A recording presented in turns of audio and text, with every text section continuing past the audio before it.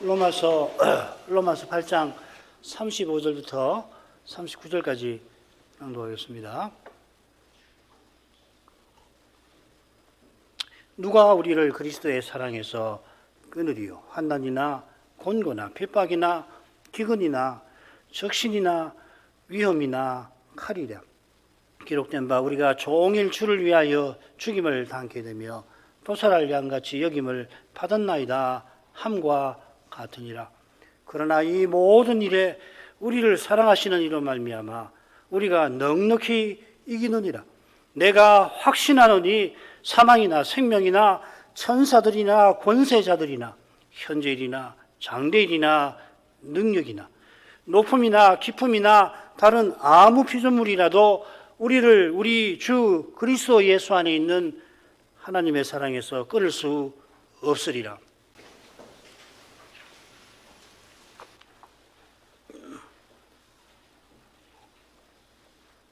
사도가 로마서 8장에서 거룩하게 하시는 은혜를 전하는데 마지막에 아버지와 그리스도의 사랑을 교훈하고 있습니다.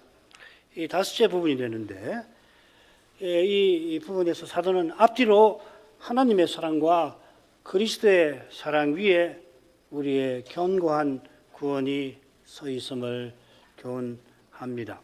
그래서 31절부터 34절 상반절, 오늘 읽은 35절부터 39절에 각각 그리스도의 사랑과 하나님의 사랑을 전하고 있습니다. 마지막에 좀 밑에 설명. 마지막 부분에 그리스도의 사랑과 그리스도 예수 안에 있는 하나님의 사랑이 나오죠. 반면에 지난번에 살핀 대목에서는 사랑이라는 낱말은 없지만은 사랑을 나타내는 표현이 가득합니다. 써놨지만은 전부 다지요. 사실은 거의 매절마다 하나님의 사랑을 나타내는 표현들이 나옵니다. 게다가 질문들이 다 그 하나님의 사랑을 확신하는 표현들 아니에요? 우리가 무슨 말 하리요? 누가 우리를 대적하리요? 누가 우리를 송사하리요? 누가 우리를 정죄하리요?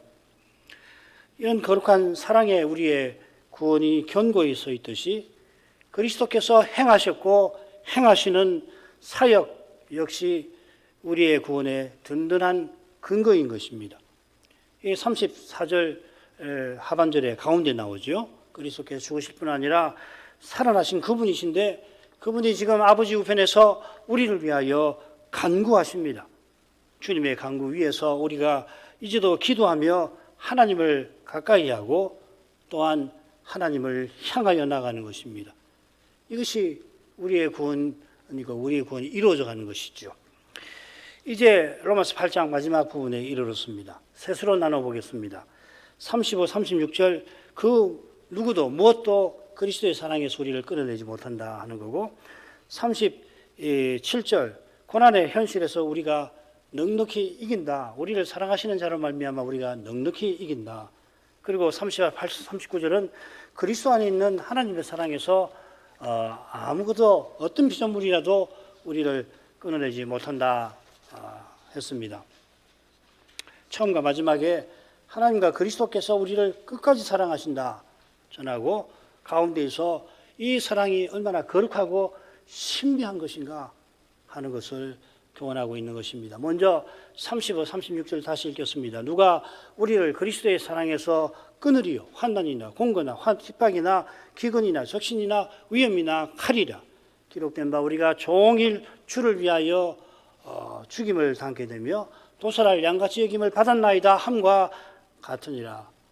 여기 그리스도의 사랑은 그리스도께서 우리를 사랑하시는 사랑을 가리킵니다. 관심 있는 분은 밑에 있는 내용을 읽어보시면 좋겠는데 바울 서신에서 이런 표현을 나오면 다 하나님의 사랑, 그리스도의 사랑, 성신의 사랑, 성신이 우리를 사랑하시는 사랑을 가리킵니다.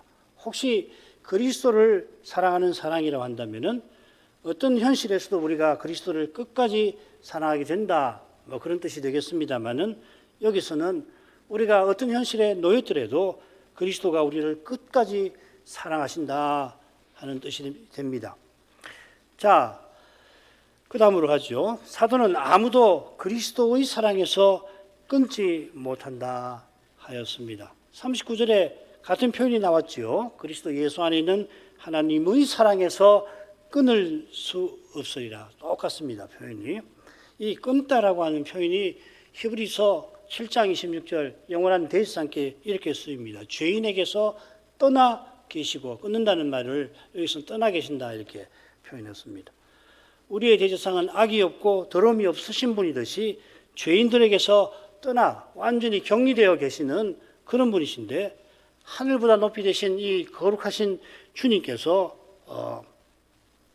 놀랍게도, 물론 죄와는 상관없이 없으시지만은 놀랍게도 모든 점에서 죄인인 우리와 하나 되어 주실 만큼, 나아가서 죄인인 나의 죄를 담당해 주실 만큼 우리를 사랑하셨습니다.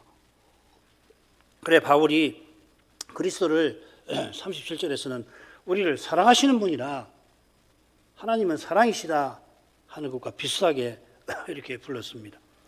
이런 주님께서 내가 저희에게 영생을 주노니 영원히 멸망치 아니할 터이요 또 저희를 내 손에서 빼앗을 자가 없으리라. 요한복음 10장에서 이렇게 교훈을 하셨습니다. 주님께서 믿는 자에게 영원히 멸망치 아니할 영생을 주신다 했는데 또 뭐라고 하시냐면 내 손에서 빼앗을 자가 없게 하겠다 하셨습니다. 이는 주님이 주시는 영원한 생명이 주님과 함께 하는 것임을, 주님 안에 있게 하시는 것임을 암시합니다. 그처럼 주님과 함께 하는 것은 주님의 사랑 안에 거하는 것입니다. 주님의 사랑 안에 거하는 이것이 우리 구원의 핵심이지요.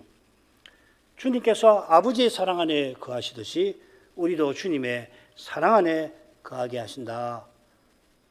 참 포도나무 비사에서 가운데에서 이 점을 특별히 교훈하셨습니다.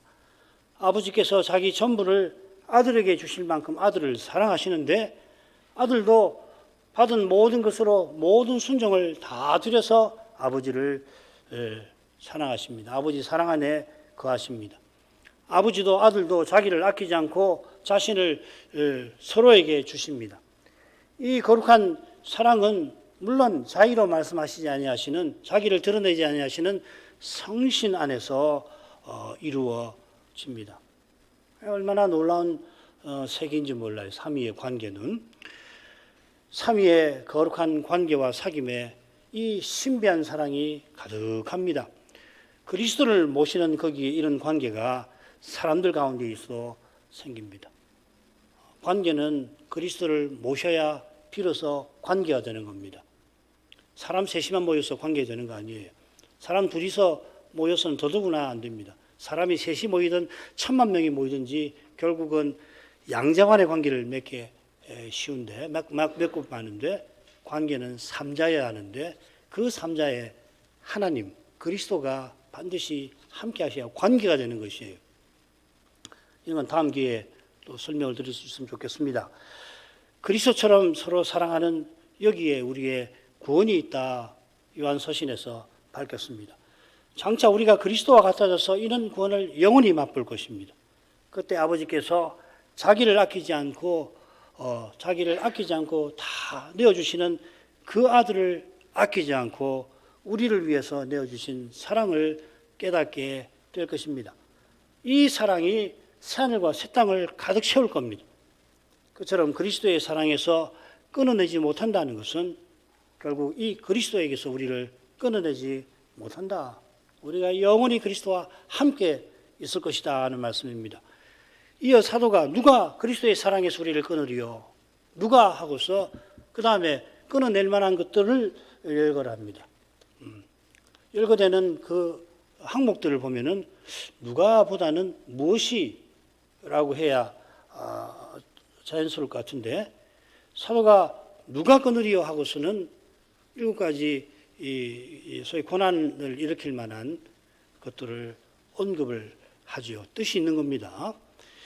열거된 것은 사도가 다 겪은 겁니다. 밑에 보면은 제가 언급을 해놨는데 이 사도가 내가 왜 사도인지를 밝히면서 고난들을 특별히 언급하는데 거기 다 나오는 항목들입니다.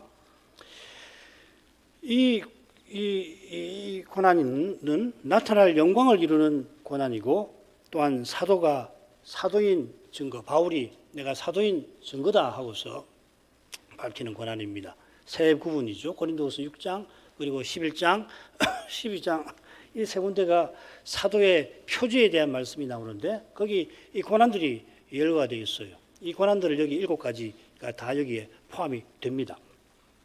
그러니까 이 7가지는 사도가 복음을 전하면서 겪은 고난이죠. 왜 7을 들었을까? 이 외에도 고난들이 많거든요. 고린도후서 11장에 보면 뭐 숱하지요. 그걸 다 망라하는 모든 고난을 가리키는 것 같습니다. 이 모든 고난은 이 그리스도의 사랑에서 사도를 끊어내는 것이 아니라 오히려 사도가 그리스도의 사랑에 이끌려서 견뎌낸 것입니다. 더욱이 이 고난들이 그리스도와 함께하는 기회들이었고, 그리스도와 같아지는 영광을 이루는 수단들이니까 결국은 이 고난들이 사도를 향한 그리스도의 사랑의 증거인 셈입니다. 아주 역설이죠. 시련 없는 것이 가장 큰 시련이라고 로트 선생이 말했는데, 시련을 통과하게 하시는 거기에 우리를 향한 하나님의 사랑이 나타납니다. 시련을 당하지 않기도 하십니다. 아주 어릴 때요. 교인이나 신자가 어릴 때에 뭐 시련을 별로 안 겪지요. 그런데 신앙이 차츰 자라가면 시련을 겪게 하시는데, 우리를 사랑하셔서 그런 것이죠. 예컨대 주님께서 환난을 통하여서 주님의 사랑을 사도에게 나타내셨습니다. 그런데 이 환난을 통하여서 우리를 주님의 사랑에서 끊어내려고 하는 자가 있습니다. 누구보다 악한 자 원수마귀겠죠. 원수마귀가 국가 권력을 동원하여 생명, 재산, 사랑하는 일을 앗아갈 때에 불행하게도 주님과 믿음과 소망을 택하는 것이 아니라 생명과 재산과 명예를 택하는 일이 생기곤 합니다. 바울 사도가 다메섹 도상에서 주님을 뵙기 전에 어떤 일을 했는지 잘 아시죠? 주의 제자들을 대하여 위협과 살기가 등등하여 심지어 이방 성까지 가서 물론 남녀나 여자나 구별하지 않고 결박을 해서 줄에 메어가지고서 예루살렘으로 잡아오려 하였고, 다메섹 가기 전에도 주의 제자들을 체포한 다음에는 죽이기도 하고, 그 다음에 강제로 모독하는 말을 하겠다. 자기가 이런 일을 했다고 밝혔습니다. 강제로 모독하는 말이 뭡니까? 주의 제자들들어 예수를 부인하라, 예수를 저주하라 한 거 아니에요. 그렇게 할 때에 형벌을 하였다. 그냥 순순히 말해갖고서는 안 될 테니까 핍박을 하였다.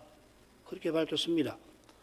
이 청년 사울의 가혹한 핍박을 견디지 못하고 주를 부인하고 저주한 사람이 없다고는 말할 수가 없겠습니다만은, 그런데 바울의 말이 아주 흥미로워요. 뭐라고 그러냐면, 자기가 강제로 모독하는 말을 하겠다 이렇게 말했는데, 그 뉘앙스를 보면은 자기가 그렇게 해별록 했는데 뜻대로 되지 않았더라 하는 그런 뉘앙스로 말하고 있어요.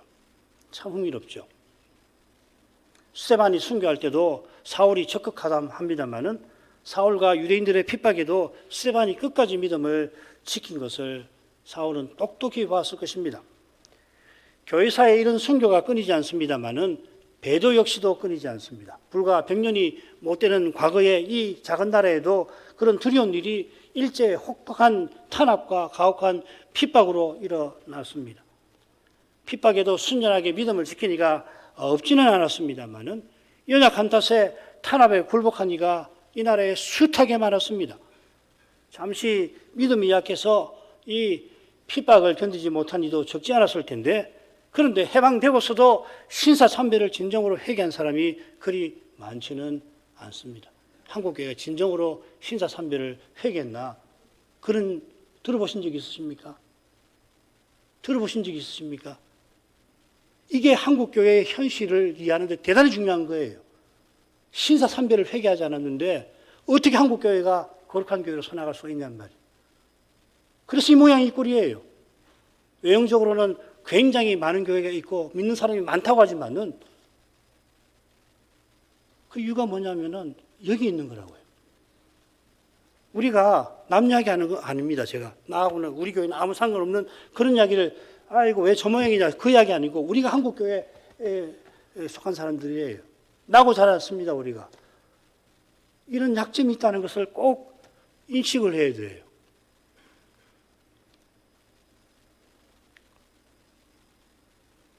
회개는커녕 교회 지도자라는 사람이 내가 교회 지키려고 부덕불 신사참배했다. 그런 구차한 변명을 하고서 해방되니까 제주도 좋게 교권을 여전히 거머쥐고 휘둘렀던 사람들이 목사가 한둘이 아니잖아요. 그런데 일제시대보다 훨씬 악랄한 탄압과 교묘한 핍박이 언젠가는 들이닥칠 저 시대에 있다 하셨습니다. 한국교회가 1907년 대부흥을 통해서 하나님 은혜를 실로 특별하게 받았지만은 받은 은혜에 합당하게 장성하지 못해서 1920년대에 이르러서 소위 새 예수교 운동이라고 하는데 휩쓸리고 말하고, 그래서 유명하라고 하는 여자가 내가 예수의 신이 임한 사람이요 하니까 자기 아버지까지 그 앞에 주님하고 엎드렸다는 이야기 아니에요. 그리고 1930년대 한국 교회는 신사참배에 전 교회가 총회에서 가결해서 신사참배에 굴복하고 말았습니다.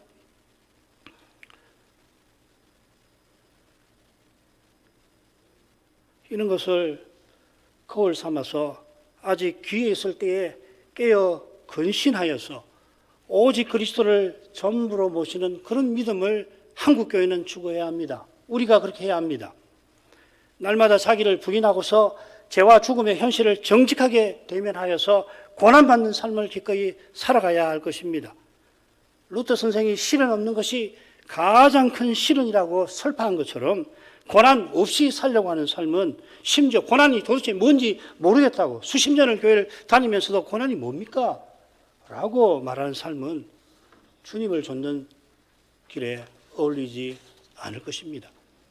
고난이 뭔지를 대단한 고난만 생각하시면 안 됩니다. 신사참배가 있어서 거기 신사참배 굴복하지 않아서 탄압받았다 이런 고난만 말고요. 고난은 죄와 죽음의 현실, 날마다 우리 앞에 들이닥치는 그 현실에 믿음으로 정직하게 대면하면 발생을 하는 거예요. 사도는 이어 구약 성경을 인용하고서 우리가 고난받는 이유를 밝힙니다. 아울러 이유를 밝히면서 목적도 넌지시 전합니다. 왜 고난을 받게 하시는가? 시편 42편 22절이 인용이 되었습니다. 이 시편을 보면은 시인이 하나님만 섬기고 주님의 길로 행한 까닭에 고난당하는 현실을 노래하고 있습니다. 사도 역시도 이 로마서를 보낼 때 비슷한 처지에 놓여 있었을 겁니다. 로마서를 보내던 그때가 언제냐면은 세 번째로 고린도 교회를 방문했을 때일 겁니다. 거기 방문해서 썼는지 그 방문을 마치고 썼는지 잘 몰라요. 하여튼 3차 고린도 방문 그 시기에 썼습니다. 고린도 후서 우리 공부한 대로 마지막 이 부분에 10장부터 12장에 보면은 이 사도가 거짓 사도들 문제를 다루잖아요. 셋째 번 방문할 때 그 문제를 다루었을 텐데, 문제는 이 거짓 사도들이 고린도 교인들의 마음을 얼마나 빼앗았는지를 볼 때에 사도의 싸움은 굉장히 힘들었을 것입니다. 두 번째 고린도를 방문할 때도 그랬죠. 사도는 자기 아버지 첩과 동침하는 교회 지도자를 징계하러 갔지 않았습니까? 치리하러 갔는데 놀랍게도 사도는 눈물을 흘리면서 에베소로 돌아와야 했습니다. 그 이유가 뭐냐면 그런 일로 징계하는데 고린도 교회가 그 사람을 두둔했다는 거 아니에요. 어쩌면은 세 번째 방문에서 석 달을 고린도에서 지내게 됐는데, 사도는 고린도 후서에서 밝히는 것처럼 날마다 종일 예수의 죽음을 자기의 몸에 짊어져야 했을 것이라 생각합니다. 사도가 고난받는 이유는 주를 위한 삶을 사는 거기에 있습니다. 시편 44편에 보면은 우리가 주를 위하여, 그대로 우리가 주를 위하여 이렇게 되어 있죠. 여기 이제 주라는 말은 쉽게 말씀드리면 영어로 you라고 되어 있습니다.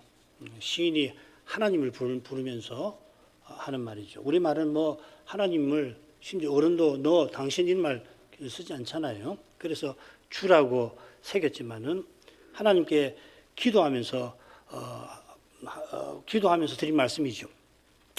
여기 중요한 표현은 우리일 겁니다.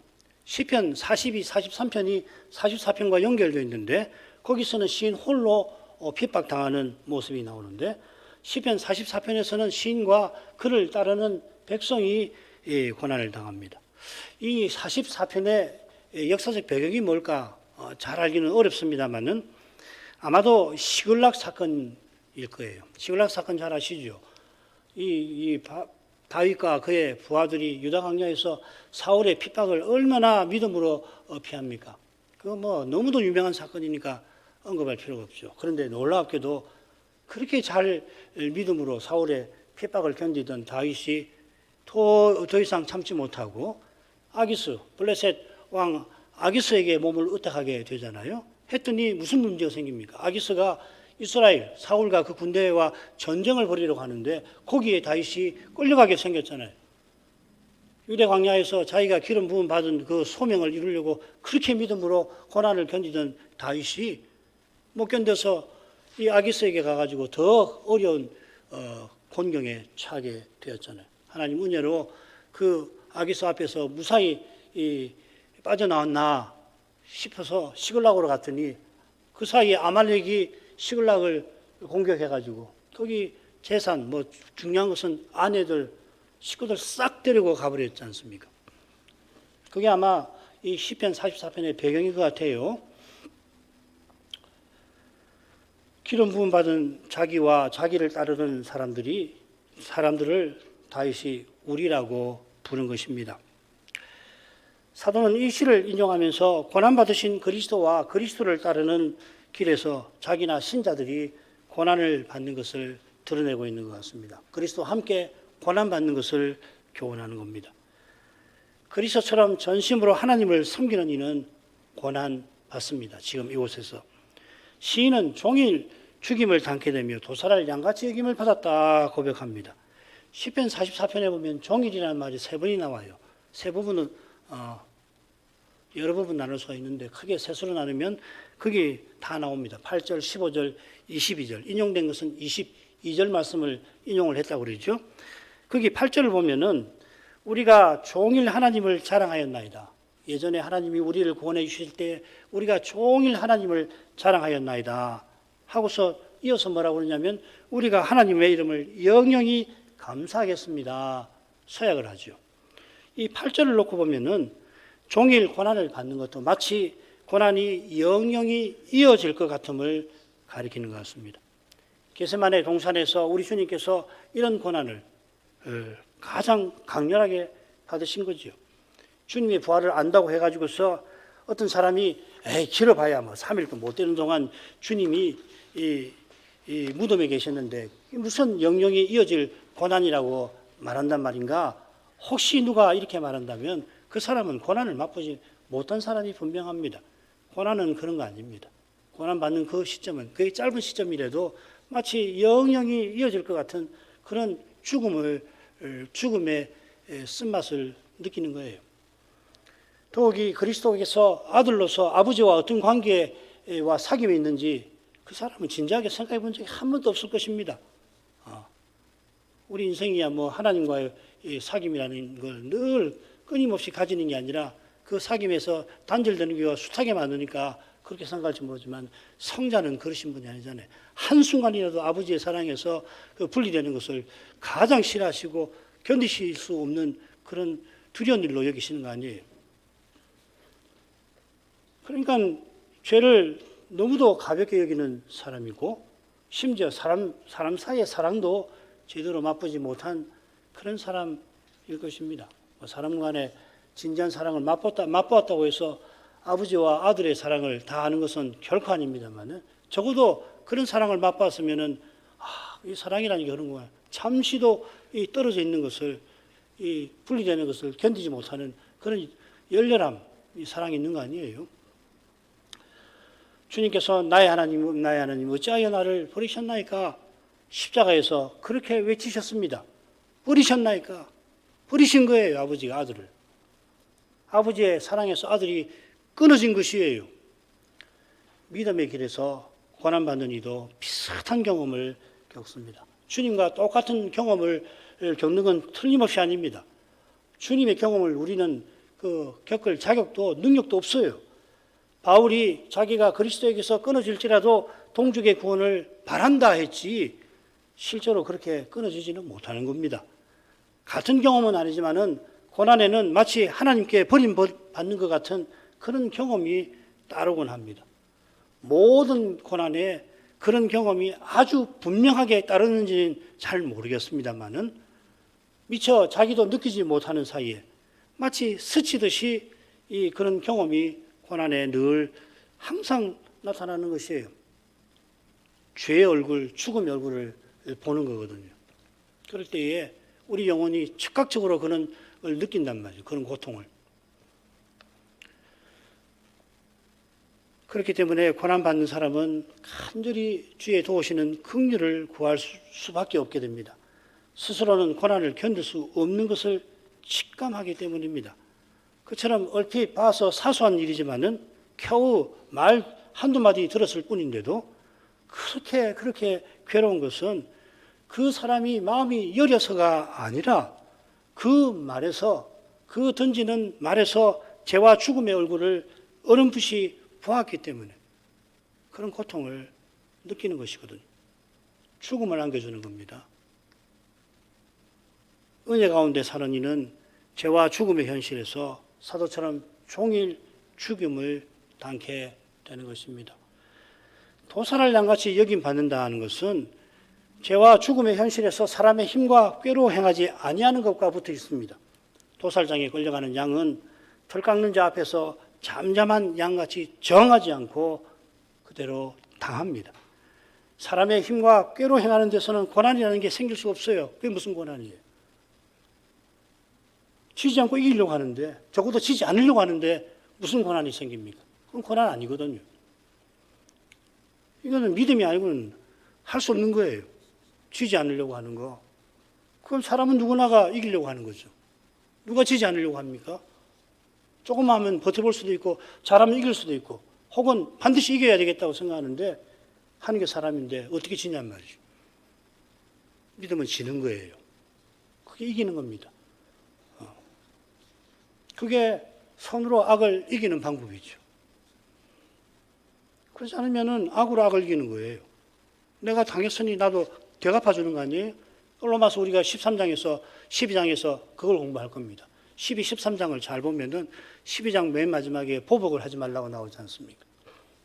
그게 기독교 윤리에, 그리스도 윤리에서 대단히 중요한 내용입니다. 그래, 사람 힘과 꾀로 하면은 보복이 생기는 거예요. 보복하는 겁니다, 결국은. 어려운 형편에 내몰릴 때 기도하며 모든 염려를 주께 맡기지 않고서는 그리스도의 고난에 참여할 길은 없습니다. 문제의 현실을 만나면 사람은 연약해서 거기서 얼른 벗어나고자 하기 때문에 주께서 친히 그 문제를 풀으실 때까지 기다릴 수가 없어요. 기다리지 않나, 못 기다린단 말이죠. 견디지를 못하는 거예요. 자기가 지혜와 힘이 있다고 생각하면 더 그렇겠죠.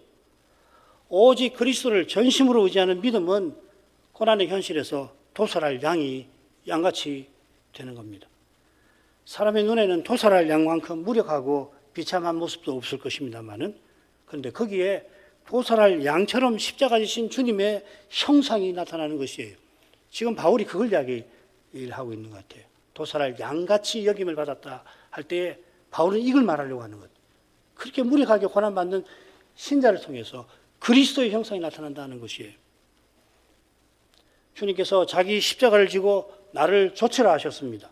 이 십자가는 주님의 십자가와 다르고 이 십자가라고 말할 때 인생고라든지 불행한 처지를 십자가라고 흔히 말하지만 그거 아니고 주님이 주신 사명과 소명을 가리킵니다마는 그러나 주님은 십자가라고 말했어요. 우리의 소명과 사명을 행하려고 할 때 그게 십자가를 지는 것이다.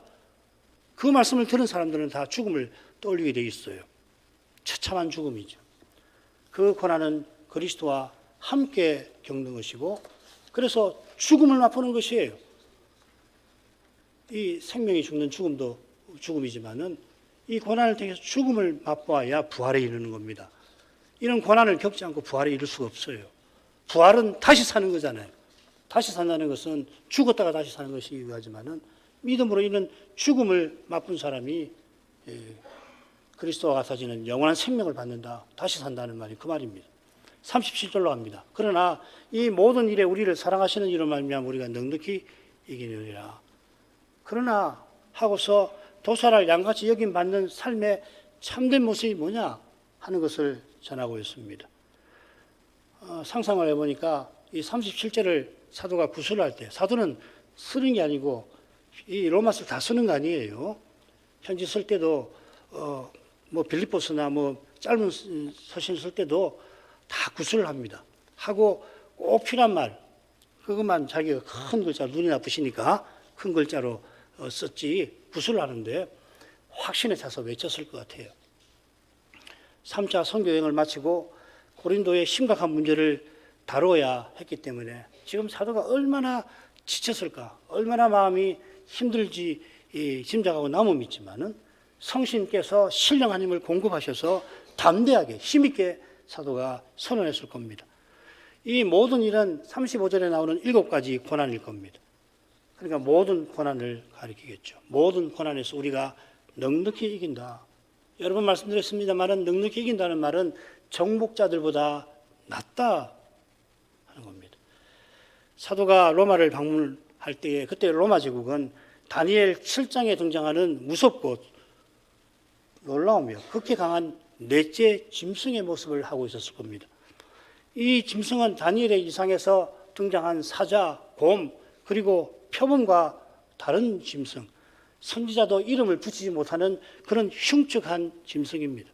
힘과 파괴력에 있어서 로마는 앞선 바빌로니아나 페르시아나 헬라 제국보다 능가하였는데 게다가 황제 숭배를 강요하고 있었습니다. 그때 바울이 로마를 방문하였습니다.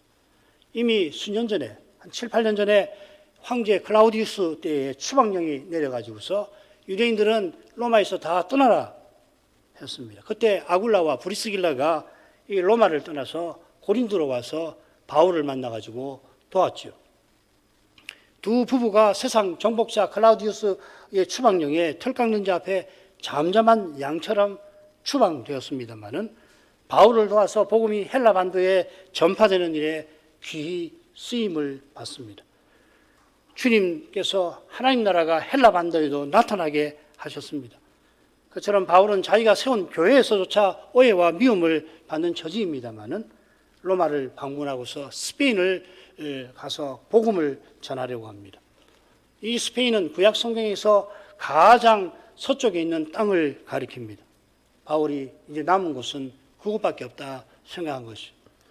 그곳에 복음을 전파하려고 먼저는 로마를 들러서 이 교회의 지지와 도움을 얻으려고 서신을 보냅니다.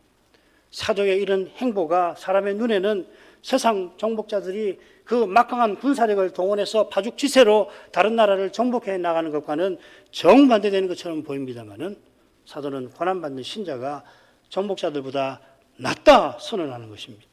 그 이유가 부활하신 그리스도께 있습니다. 그분은 하늘과 땅의 모든 권세를 받으신 분입니다. 그런데 그분과 그분의 나라는 세상 정복자 느부갓네살의 그 눈에는 뜨인 돌에 불과했지요. 다니엘서 2장. 느부갓네살의 눈에 세상 정복자는 그리고 그들의 제국은 금, 은, 놋, 철로 이루어져 있고 거대한데 심히 빛나고 두려운 모습을 한 그런 신상으로 보였습니다. 신상에 철로 된 그 발로 밟아버리면은 뜨인 돌 하나 정도는 바스라질 것 같았는데 이 뜨인 돌이 쳐서 신상을 거대한 신상을 타작마당에 겨처럼 만들어 사라지게 만들었습니다. 게다가 이 강력한 뜨인 돌이 곧 태산을 이루는데 이 태산은 놀랍게 온 세계를 채우는 산이었습니다. 온 세상이 태산밖에 뜨인 돌로 이루어진 태산밖에 결국 뜨인 돌밖에 보이지 않게 되었습니다. 이게 뭡니까? 그리스도가 전부 안에 전부인 그런 세계를 가리키지 않고 무엇이겠습니까? 산돌이신 그리스도에게 나아가 산돌들이 함께 이 거룩하고 위대하고 아름다운 세계를 이루고 있다고 베드로 사도는 전하고 있습니다. 이렇게 전한 베드로도 바울과 마찬가지로 곧 로마에서 순교당할 겁니다. 그러나 그들의 순교가 뜨인들이 온 세상을 채우는 그 일에 귀히 쓰임을 받습니다. 장차 나타날 영광을 이루어가는 고난의 단연 사도들의 순교가 있는 것입니다. 고난이 영광을 이루는 이 방식에서 그리스도는 우리가 정복자들보다 낫게 만드시는 겁니다. 우리가 무슨 힘으로, 교회가 무슨 힘으로 세상 제국처럼 되겠습니까? 그걸 실현하려고 하는 로마 가톨릭 아니에요. 막강한 힘을 모으고 있잖아요. 그게 아니고 이 뜨인들처럼 이렇게 사는 것이 정복자들보다 나은 방식이에요. 전혀 다른 방법입니다. 이 세상에서 쓰는 방식과 전혀 다른 방식. 지는 것입니다. 양보하는 것입니다.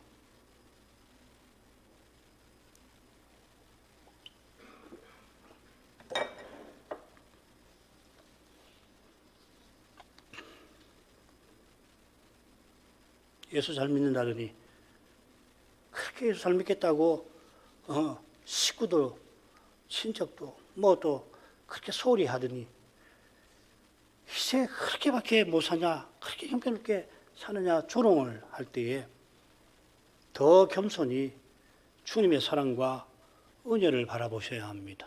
괴롭죠. 거기에 갇히시면 안 됩니다. 사람은 너무너무 괴로워요. 주님을 바라보고 주님의 고난에 참여하셔야 잘하시는 것입니다. 기도하셔야 합니다.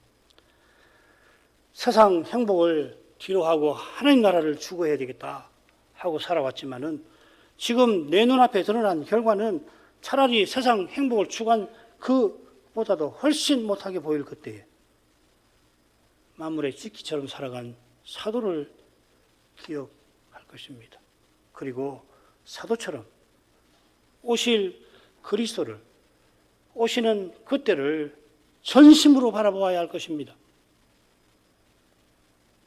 그날 주님께서 자기를 바라는 자들에게, 기다리는 자들에게 나타나실 겁니다. 지금 풀지 못하는 문제, 아무리 풀어보려고 해도 안 되고, 기도해도 답이 없고, 이게 뭔가? 내가 지금까지 믿었던 게 뭔가? 이 믿음이 이게 진짜 믿음이긴 한가? 잘 믿었나? 그런 심정이 생기기만 할 만큼 당혹스러운 그런 문제 앞에 서 있을 때에 주님이 다 해결해 주실 것을 바라보시길 바랍니다. 실은 주님이 이미 해답으로 계시는 겁니다. 신비한 방식으로. 이것이 우리를 사랑하시는 자로 말미암아에 담긴 뜻이기도 합니다. 얼마나 사랑하시는지 지금 이곳에서는 우리들과 주님과 함께 고난받게 하신 데서 가장 생생하게 드러나는 겁니다. 우리가 그리스도의 몸과 지체가 되게 하신 것만큼 주님께서 우리를 사랑하시는 것이 없습니다. 그리스도께서 하나님을 가까이 하시듯이 우리도 그렇게 십자가를 앞둔 그 그리스도처럼 하나님만 전심으로 의지하는 그것이 하나님 우리를 사랑하시는 가장 놀라운 방식일 것입니다. 마지막으로 하겠습니다. 내가 확신하노니 사망이나 생명이나 천사들이나 권세자들이나 현재이나 장래이나 능력이나 높음이나 깊음이나 다른 아무 피조물이라도 우리 주 그리스도 예수 안에 있는 하나님의 사랑에서 끊을 수 없으리라. 내가 확신한다 하고서 하나님 사랑을 사도가 전합니다. 하나님의 사랑이 사도의 확신을 낳은 것입니다. 그래서 사랑을 전하고 그 사랑이 확신을 낳는 것이죠. 많이 알아서 확신하는 거 아닙니다. 실은 하나님 사랑을 많이 알아야 더욱 확신에 이르는 거죠. 조금 제가 말을 조금 굳이 이렇게 말씀을 들은 거 이해하실 겁니다. 하나님께서 그렇게 확신하지 않을 수 없게 하시는 겁니다. 자기 확신을 들어서 우리가 정복자보다 나은 근거를 제시합니다. 앞서는 7가지 고난을 들었는데 여기는 모든 피조물을 드는데 9가지를 들고서는 다른 아무 피조물이라도, 그러니까 9가지가 피조물을 대표하는, 우리를 하나님의 사랑에서 끊어낼 만한 그런 피조물을 대표하는 것으로 열거한 것이겠죠. 사망, 생명, 현재일, 장래일, 높음, 깊음은 분명 서로 짝을 이룹니다. 천사들과 권세자들도 짝을 이룰 겁니다. 홀로 나오는 이 능력들 역시 천사들과 관련이 될 겁니다. 이 능력이라고 하는 것은 권세와 더불어서 정사, 능력, 주관, 보좌, 천사들 이름인데요. 특별히 이 세상 통치에 관여하는 천사들, 모든 천사가 아니고요. 선한 천사거나 악한 천사거나 이런 이름이 있습니다. 자, 이런 점을 고려하면은 9가지는 이렇게 묶이는 것 같아요. 사망과 생명, 천사들이나 권세자들, 현재일과 장래일, 능력, 높음과 깊음. 그러니까 현재일과 장래일, 사망과 생명, 깊음과 높음이 서로 짝을 이루고 그 사이에 이 신령한 존재들이 언급이 되어 있죠. 그죠? 사망은 36절에서 고난의 목록에 이미 나옵니다. 목록에 이어 나옵니다. 35절에 목록들이 있고 36절에 사망이 나오죠. 이런 고난들이 죽음을 가져다 주는데 죽음 앞에 우리 인생은 썩은 몸을 갖고 있어 무력합니다. 그런데 사도는 주와 함께 있기 위하여 죽음을 기꺼이 택하려 합니다. 내게 사는 것이 그리스도시니 죽는 것도 유익하다고 합니다. 이런 믿음만이 생존 본능에 이끌려서 지푸라기라도 그 지푸라기를 물속에 잡아봐야 도움이 되는 게 아니라 더 물속으로 추락하는데도 불구하고 살려고 하는 그 본능에 이끌려가지고 무슨 일이라도 하는 인간의 모습 아닙니까? 살기 위해서 심지어 주님도 버리는 유혹, 참 무서운 건데 믿음으로만 이깁니다. 천사들, 특히 권세자나 능력들이 인간사에 얼마나 강력한 영향을 미치는지는 다니엘서를 보면 알 수 있어요. 그 10장을 보면은 바사군은 페르시아 제국을 지배하는 악한 천사장인데 그가 페르시아 왕들을 미혹하여서 성전 짓는 일을 방해한다고 다니엘 10장 13절에서 이야기하죠. 특별히 이건 다음에 말씀드리죠. 마귀가 지금 국군 조직을 동원해서 배도하게 만들고 있습니다. 그리스도 오시기 전처럼 온 세상을 미혹하는 것 같습니다만은 그러나 마귀는 지금 주님의 십자가 부활로 결박되어 있고 그의 부하들도 무장 해제되었다고 골로새서 2장 15절에서 교훈하고 있습니다. 장차 마귀의 화신인 이 적그리스도가 온 세상을 추종하게 만들겠지만은 그가 승리하는 것이 아니라 소수 교회가 힘없는 어린 양 같은 도살장 끌려가는 양 같은 교회가 승리할 것입니다. 현재 일에 우리가 얼마나 많은 눈물을 흘렸고 또 앞으로 흘릴 것이며 장래일을 몰라서 얼마나 막막하고 두려워하는지 모릅니다만은 마땅히 구할 바를 알지 못하는 그런 우리가 그러나 기도로서 하나님을 가까이 하게 하십니다. 높음과 깊음이 무엇인지는 여전히 잘 모르겠습니다만은 그것이 무엇이든지 하늘의 별들이 됐든지 그런 어떤 별들 뒤에 있는 무슨 세력이 됐든지 사도가 확신하는 것은 하나님의 사랑에서 우리를 아무도 끊어낼 수 없다는 겁니다. 우리가 죄다 알아서 하나님의 사랑 안에 머물러 있는 건 아닙니다. 하나님의 사랑이 끝까지 우리를 붙드십니다. 이 사랑에 우리의 견고한 구원이 서 있습니다. 그처럼 이 사랑의 영광을 예배에서 뵙는 것이 교회와 신자가 믿음의 길을 걸어가는데 결정적이라 말할 수 있습니다. 우리가 이 시대에 받은 사명을 자각하고 받드는 길, 혹은 이 사명에 미미하게라도 쓰임을 받는 길도 바로 여기 있습니다. 이것이 주신 사명의 실로 중요한 내용이기도 합니다. 기도하겠습니다. 거룩하신 아버지, 사도가 숱한 고난의 삶에서 그리스도의 사랑을 맛보고서 그 사랑을 확신하며 교훈합니다. 고난받는 그때의 연약한 인생이라 심지어 그리스도께서 자기를 버리신 것 아닌가 그렇게 느끼기도 하고 그래서 종종 믿음이 흔들리기도 됩니다만은 그러나 죽음의 고난을 통해서 오히려 부활의 능력이 나타나게 하십니다. 부활하신 그리스도가 거기에 함께 해주셔서 우리가 십자가 지신 주님처럼 살도록 주님의 남은 고난에 참여하게 하십니다. 이렇게 살게 하시는 바로 여기서 실은 하나님의 사랑이 신비하게 나타납니다. 교회의 선생이 실은 없는 것이 가장 큰 실현이라고 설파한 것을 기억합니다. 실현을 통하여 믿음이 순결해지고 그리스도의 남은 고난을 채우게 하시는 하나님의 이 사랑의 거룩함을, 신비함을 맛보게 해주셔서 저희에게서 이 세상에서 찾아볼 수 없는 그러한 모습이, 이 세상에서 도무지 드러내지 못할 그러한 거룩한 모습이 주님의 교회와 신자인 우리에게 나타나게 해 주시옵소서. 그리할 때만 주님께서 이 시대에 이루고자 하시는 그 거룩한 일에 조금이나마 쓰임을 받으며 살아갈 수가 있겠나이다. 하나님 아버지, 저희 모두를 하감해 주시고 주의 교회들을 살펴주시옵소서. 예수님의 이름으로 기도합니다. 아멘.